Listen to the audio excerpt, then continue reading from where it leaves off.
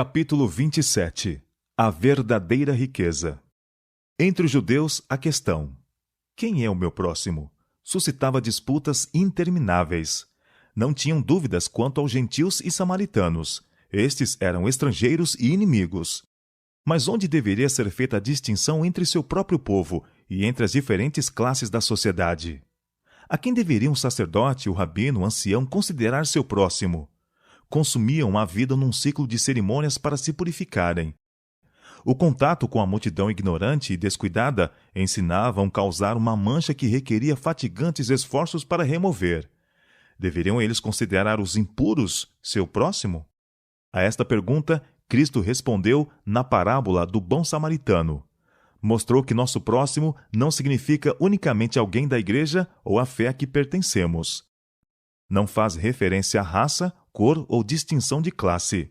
Nosso próximo é toda pessoa que carece de nosso auxílio. Nosso próximo é toda alma ferida e magoada pelo adversário. Nosso próximo é todo aquele que é propriedade de Deus. A parábola do bom samaritano foi inspirada pela pergunta de um doutor da lei a Cristo. Enquanto o Salvador estava ensinando, eis que se levantou um certo doutor da lei, tentando-o, e dizendo: Mestre, que farei para herdar a vida eterna? Os fariseus tinham sugerido esta pergunta ao doutor da lei na esperança de enredar a Cristo em suas palavras e espreitavam ansiosamente a resposta. Mas o Salvador não entrou em controvérsia. Exigiu do próprio interlocutor a resposta. Que está escrito na lei? Perguntou. Como lês? Os judeus ainda acusavam Jesus de menosprezar a lei dada no Sinai, mas ele fez a salvação depender da guarda dos mandamentos de Deus. O doutor da lei disse: Amarás ao Senhor teu Deus de todo o teu coração, e de toda a tua alma, e de todas as tuas forças, e de todo o teu entendimento, e ao próximo como a ti mesmo. Respondeste bem, disse Cristo. Faze isso e viverás. O doutor da lei não estava satisfeito com a atitude e obras dos fariseus. Estivera estudando as Escrituras com desejo de aprender sua significação verdadeira. Tinha interesse real na questão e perguntou com sinceridade: Que farei? Em sua resposta concernente aos reclamos da lei, passou por alto toda a multidão de preceitos cerimoniais e rituais. A estes não deu importância, mas apresentou os dois grandes princípios de que dependem toda a lei e os profetas. O assentimento do Salvador a esta resposta colocou-o em posição vantajosa com os rabinos. Não podiam condená-lo por sancionar aquilo que fora proferido por um expositor da lei. Faze isso e viverás, disse Cristo. Em seus ensinos, sempre apresentava a lei como uma unidade divina, mostrando que é impossível guardar um preceito e violar outro, porque o mesmo princípio os anima a todos. O distinto homem será determinado pela obediência a toda a lei. Cristo sabia que ninguém poderia obedecer à lei por sua própria força.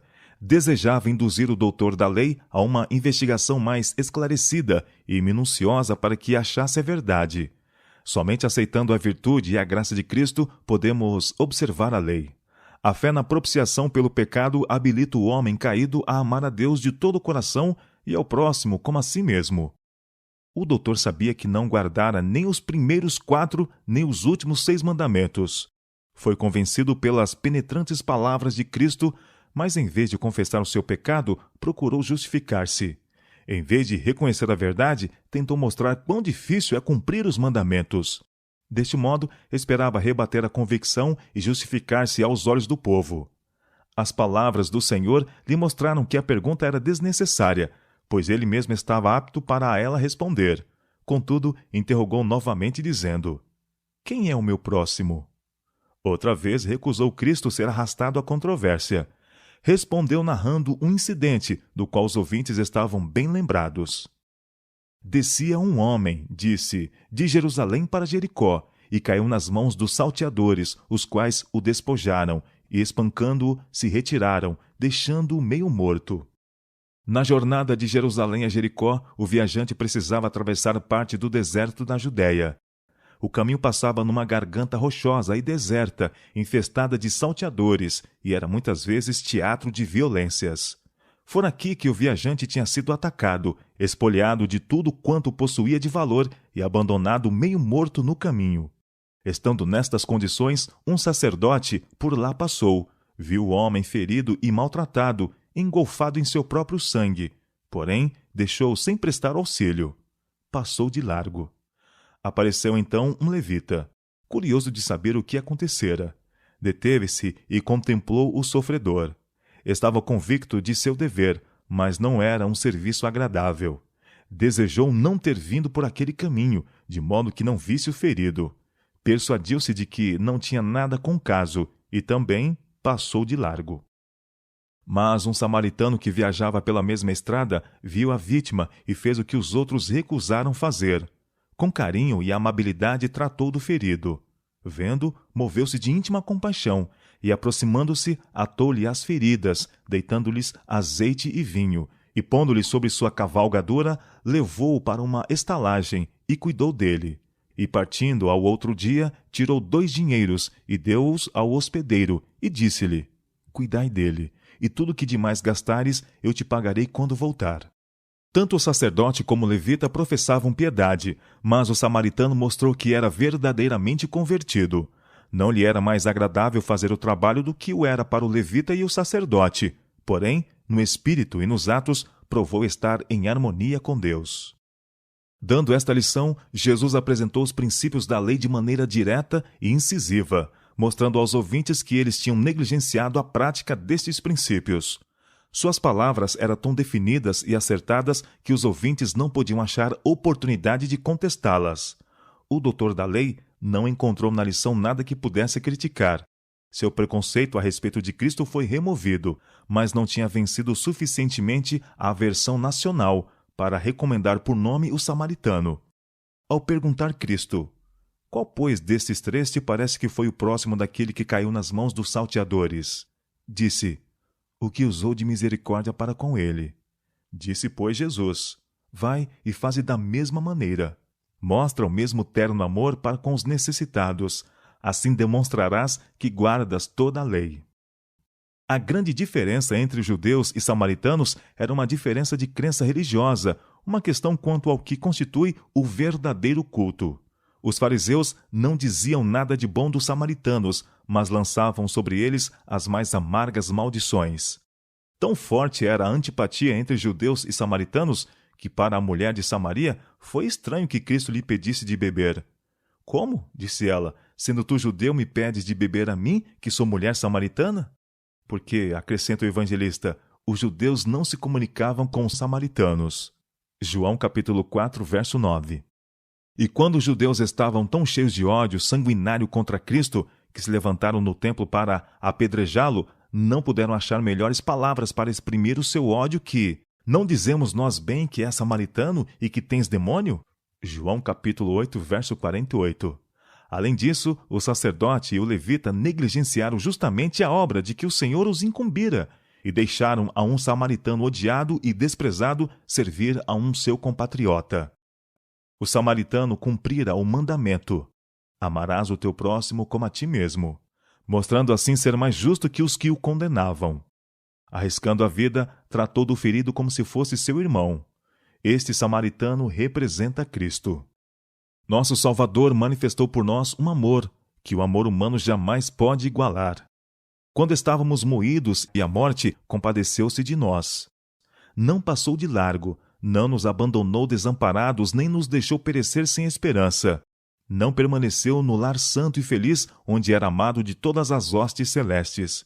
Viu nossa cruel necessidade e advogou nossa causa e identificou seus interesses com os da humanidade. Morreu para salvar os inimigos. Rogou por seus assassinos. Apontando o seu próprio exemplo, diz aos seguidores: Isto vos mando, que vos ameis uns aos outros, como eu vos amei a vós, que também vós uns aos outros vos ameis. João capítulo 15, verso 17 e João capítulo 13, verso 34. O sacerdote e o levita haviam estado em adoração no templo cujo serviço Deus mesmo ordenara.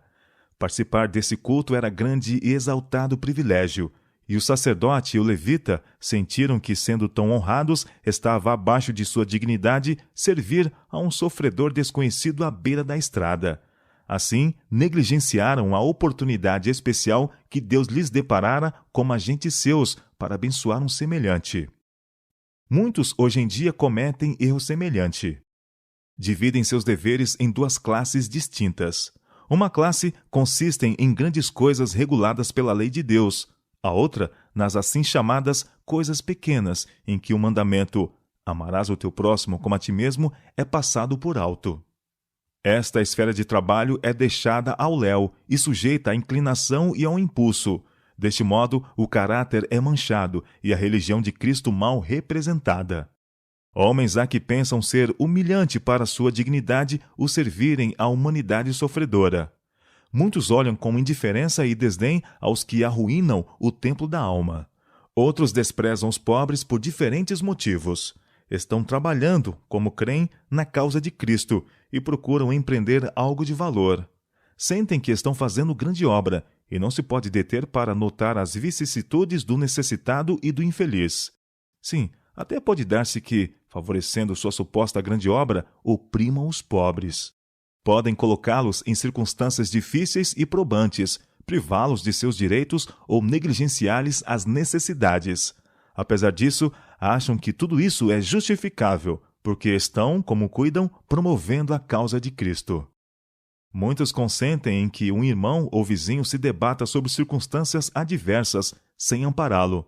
Porque professam ser cristãos, pode ele ser induzido a pensar que em seu frio egoísmo estão representando a Cristo. Porque pretensos servos do Senhor não são seus cobreiros, o amor de Deus que dele devia emanar é em grande parte interceptado de seus semelhantes. E muitos louvores e ações de graças do coração e lábios humanos são impedidos de refluir a Deus. Ele é privado da glória devida ao seu santo nome. É expoliado das almas pelas quais Cristo morreu, almas que anela introduzir em seu reino para habitar em sua presença pelos séculos infinitos. A verdade divina exerce pouca influência sobre o mundo, embora devesse exercer muita influência por nossa atitude. Abunda a simples profissão de religião, mas tem pouco peso. Podemos professar ser seguidores de Cristo, podemos professar crer todas as verdades da palavra de Deus, mas isto não fará bem ao nosso próximo, a não ser que nossa crença esteja entrelaçada com nossa vida diária. Nossa profissão pode ser tão alta quanto o céu, mas não nos salvará a nós mesmos, nem aos nossos semelhantes, a menos que sejamos cristãos. Um exemplo correto fará mais benefício ao mundo que qualquer profissão de fé. A causa de Cristo não pode ser favorecida por nenhum procedimento egoísta. Sua causa é a causa do oprimido e do pobre. Há necessidade de terna simpatia de Cristo no coração de seus seguidores professos, amor mais profundo aos que tanto avaliou que deu a própria vida para sua salvação. Estas almas são preciosas, infinitamente mais preciosas do que qualquer outra oferenda que possamos apresentar a Deus. Se empenhamos toda a energia numa obra aparentemente grande, ao passo que desprezamos os necessitados ou privamos de seu direito o estrangeiro, nosso serviço não terá aprovação divina. A santificação da alma pela operação do Espírito Santo é a implantação da natureza de Cristo na humanidade. A religião do Evangelho é Cristo na vida, um princípio vivo e atuante. É a graça de Cristo revelada no caráter e expressa em boas obras. Os princípios do Evangelho não podem estar desligados de setor algum da vida diária. Todo ramo de trabalho e experiência cristãos devem ser uma representação da vida de Cristo. O amor é o fundamento da piedade. Qualquer que seja a profissão, ninguém tem verdadeiro amor a Deus se não tiver amor desinteressado ao seu irmão. Mas nunca poderemos possuir este espírito por tentar amar aos outros. O que é necessário é o amor de Cristo no coração. Quando o eu está imerso em Cristo, o amor brota espontaneamente. A perfeição de caráter do cristão é alcançada quando o impulso de auxiliar e abençoar a outros brota constantemente do íntimo, quando a luz do céu encher o coração e for revelada no semblante. Não é possível que o coração em que Cristo habita seja destituído de amor. Se amarmos a Deus, porque primeiro nos amou, amaremos a todos por quem Cristo morreu. Não podemos entrar em contato com a divindade sem primeiro nos aproximarmos da humanidade, porque naquele que se assenta no trono do universo A divindade e a humanidade estão combinadas. Unidos em Cristo, estamos unidos com nossos semelhantes pelos áureos elos da cadeia do amor. Então a piedade e compaixão de Cristo serão manifestas em nossa vida. Não esperaremos que o necessitado e o infortunado nos sejam trazidos a nós. Não nos será necessário ceder a rogos para sentir as aflições dos outros. Ser-nos-á tão natural servir o indigente e o sofredor como foi para Cristo andar fazendo bem. Onde quer que haja um impulso de amor e simpatia, onde quer que o coração se comova para abençoar e amparar os outros, é revelada a operação do Espírito de Deus. Nas profundezas do paganismo, os homens que não tiveram conhecimento da lei escrita de Deus, que nunca ouviram o nome de Cristo, têm sido bondosos com seus servos, protegendo-os com o risco da própria vida. Seus atos mostram a operação de um poder divino. O Espírito Santo implantou a graça de Cristo no coração do selvagem, despertando nele simpatia contrária à sua natureza e à sua educação. A luz verdadeira que alumia todo o homem que vem ao mundo está lhe brilhando na alma, e esta luz, se atendida, lhe guiará os pés para o reino de Deus. A glória do céu consiste em erguer os caídos e confortar os infortunados, e onde quer que Cristo habite no coração humano, será revelado da mesma maneira. Onde quer que atue, a religião de Cristo abençoará. Onde quer que manifeste, haverá claridade. Deus não reconhece distinção alguma de nacionalidade, raça ou casta. É o Criador de todo homem. Todos os homens são de uma família pela criação, e todos são um pela redenção. Cristo veio para demolir toda a parede de separação e abrir todos os compartimentos do templo a fim de que toda alma possa ter livre acesso a Deus. Seu amor é tão amplo, tão profundo, tão pleno, que penetra em toda parte. Liberta das ciladas de Satanás as pobres almas que foram por ele iludidas. Põe-nas ao alcance do trono de Deus, o trono circundado do arco-íris da promessa. Em Cristo não há nem judeu nem grego, servo nem livre. Todos são aproximados por seu precioso sangue. Qualquer que seja a diferença de crença religiosa, um clamor da humanidade sofredora precisa ser ouvido e atendido. Onde existirem amargos sentimentos por diferenças de religião, pode ser feito muito bem pelo serviço pessoal. O serviço amável quebrará os preconceitos e conquistará almas para Deus. Devemos atender às aflições, às dificuldades e às necessidades dos outros.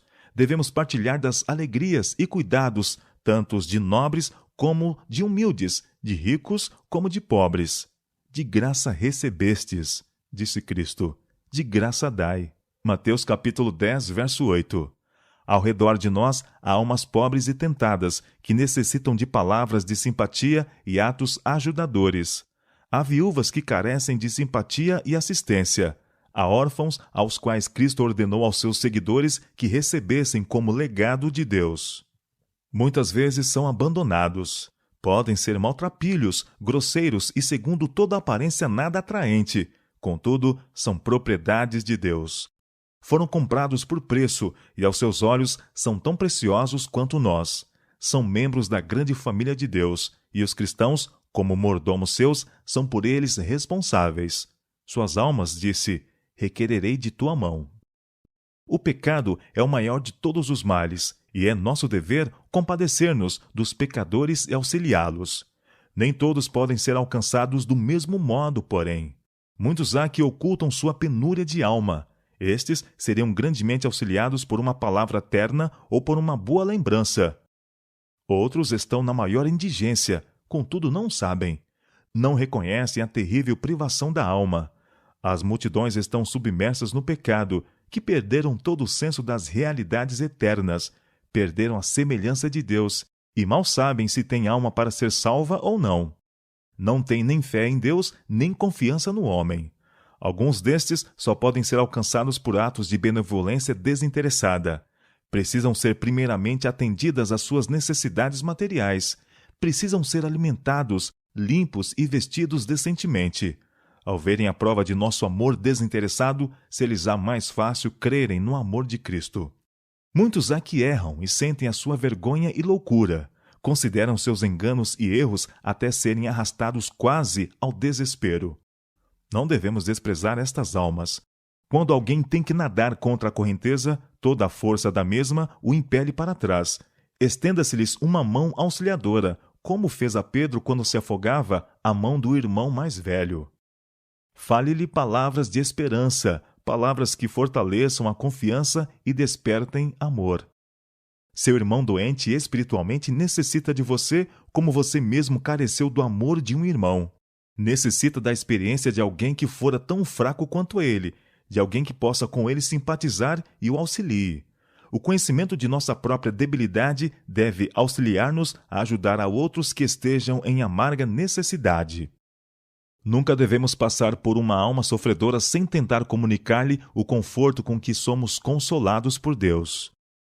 A comunhão com Cristo, o contato pessoal com o Salvador vivo, é que habilita a mente, o coração e a alma a triunfar sobre a natureza inferior. Fale ao peregrino de uma mão todo-poderosa que o levantará e de uma infinita humanidade em Cristo que dele se compadece. Não lhe é suficiente crer em lei e força, em coisas que não têm piedade, e jamais ouvem um pedido de socorro. Necessita apertar uma mão cálida, confiar num coração cheio de ternura. Que a mente dele se demore no pensamento de que Deus está ao seu lado, sempre contemplando-o com amor piedoso. Recomende-lhe pensar no coração de um pai que sempre se angustia pelo pecado, na mão sempre estendida de um pai e na voz de um pai que diz: que se apodere da minha força e faça paz comigo. Sim, que faça paz comigo. Isaías capítulo 27, verso 5. Ocupando-se nesta obra, você tem companheiros invisíveis aos olhos humanos. Os anjos do céu estavam ao lado do samaritano que cuidou do estrangeiro ferido. Os anjos das cortes celestes assistem a todos quantos fazem o serviço de Deus cuidando dos semelhantes. E você tem a cooperação do próprio Cristo. Ele é o restaurador e, se trabalhar sob sua superintendência, verá grandes resultados. De sua fidelidade nessa obra não só depende o bem-estar de outros, como também seu destino eterno. Cristo procura erguer todos quantos querem ser alçados à sua companhia para que sejam um com Ele, como Ele é um com o Pai. Permite que tenhamos contato com sofrimento e calamidade para nos tirar de nosso egoísmo. Procura desenvolver em nós os atributos de seu caráter: compaixão, ternura e amor. Aceitando esta obra de beneficência, entramos em sua escola para sermos qualificados para as cortes de Deus. Rejeitando-a, rejeitamos sua instrução e escolhemos a eterna separação de sua presença. Se observarem as minhas ordenanças, declara o Senhor, te darei lugar entre os que estão aqui, mesmo entre os anjos que circundam o seu trono. Zacarias capítulo 3, verso 7. Cooperando com os seres celestes em sua obra na terra, preparamo-nos para sua companhia no céu. Espíritos ministradores, enviados para servir a favor daqueles que hão de herdar a salvação. Os anjos no céu darão as boas-vindas àquele que na terra viveu não para ser servido, mas para servir. Hebreus capítulo 1, verso 14 e Mateus capítulo 20, verso 28. Nesta abençoada companhia, aprenderemos para nossa alegria eterna tudo que está encerrado na pergunta: quem é o meu próximo?